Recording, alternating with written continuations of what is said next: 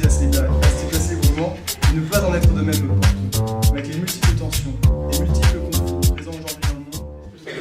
Puisque les Nations Unies, donc c'est le maintien de la paix, c'est l'aide humanitaire, c'est la défense des droits de l'homme.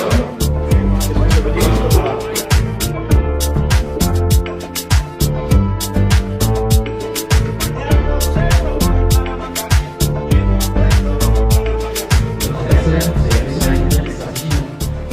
Ça apporte énormément, même je dirais des compétences pour l'entreprise, peu importe ce que vous voulez faire. La nuit devenue ouverte.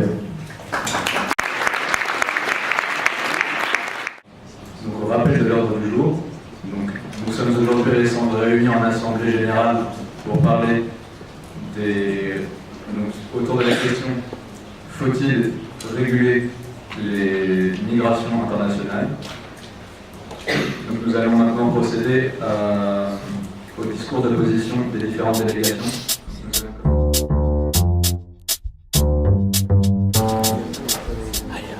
Monsieur le Président, honorable délégué, 2343. 2343 est le nombre d'enfants qui ont été arrachés aux bras de leurs parents aux frontières américaines. Lorsque vous occupez des enfants pour entrer légal dans le pays, ce qui peut être fait, vous devez séparer les enfants, nous dit Donald Trump. Des hébergements pour mineurs surpeuplés, des enfants de 4 à 10 ans se retrouvant livrés à eux-mêmes. Plus de 3000 migrants sont morts depuis 1998 en traversant la frontière. Preuve de la dangerosité de ces tentatives qui impliquent par ailleurs de plus en plus le recours à des passeurs. L'importance aujourd'hui est de renforcer la Convention, autrement dit l'Organisation internationale pour les migrants, née en 1951, du chaos et des déplacements des personnes, afin de contrôler les flux migratoires et de les rendre un peu plus légaux. Autrement dit, de rendre les flux un peu plus sûrs et dans le respect des droits de l'homme. Nous demandons avant tout la protection de nos immigrés à l'étranger. Nous sommes engagés en faveur de la Convention des Nations Unies sur les droits des travailleurs migrants. En effet, pays de départ, de transit et de destination, le Mexique est confronté à un triple défi.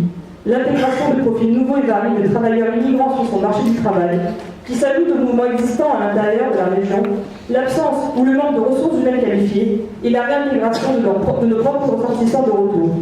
Nous demandons en conséquence à contrôler les flux migratoires et appelons nos alliés à demander à nos côtés des aides financières. Protégeons les humains, pas les frontières. Monsieur le Président, honorable délégué, le Mexique vous remercie pour votre...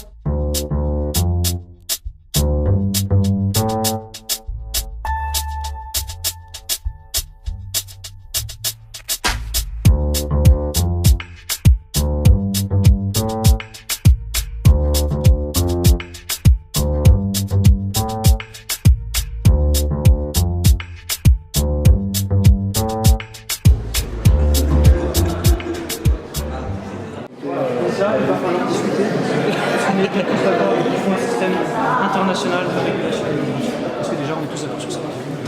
Déjà on est tous d'accord. Ensuite, comment ça va se passer? Est-ce qu'on va faire une organisation? Là, on ne peut pas arriver, on ne peut pas dire à les pays développés, vous allez payer. Là, ça va développer. Moi, développer, justement, il faut qu'on la développe plus en profondeur. Mais on faudrait par exemple se baser sur l'IRC. Il y a des régions du monde qui ont un IRC extrêmement bas et ces pays-là pourraient en bénéficier plus.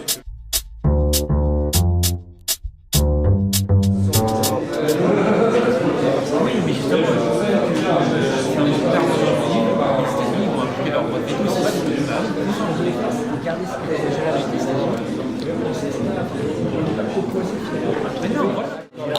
c'est que ça, on ne va pas froisser les États-Unis. C'est ça en fait le problème qui va se poser, c'est si on exécute un accord multilatéral.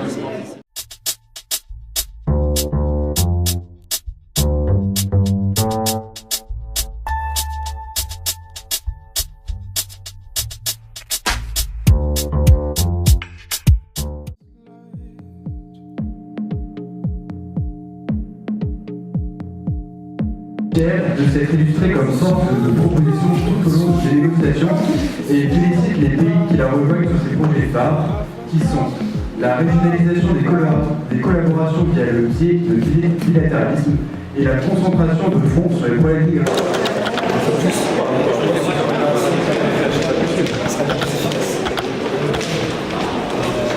Car nous sommes capables de prendre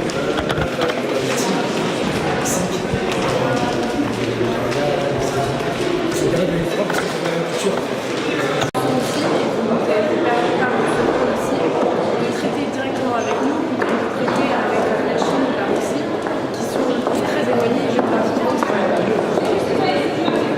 Qui arrive, les 10 000 migrants qui arrivent du Jura. Vous aurez de quoi, vous pouvez leur donner un travail. Si on vous... Mais non, pas forcément une aide financière, mais par exemple, une aide, je sais pas, on envoyer des soldats, etc. Ah, mais vous l'avez pas clarifié ça. Non, on a dit.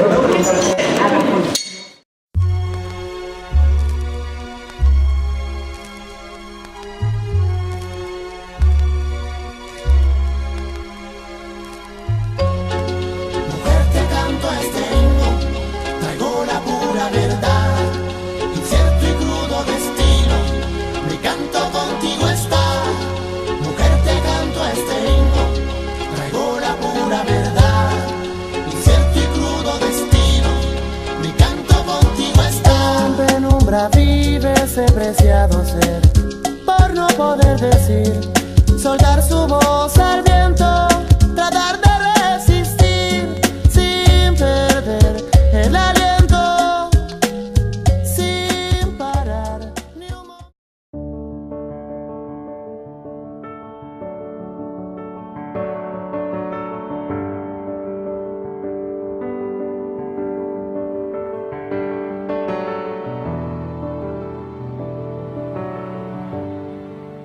Just like Philadelphia,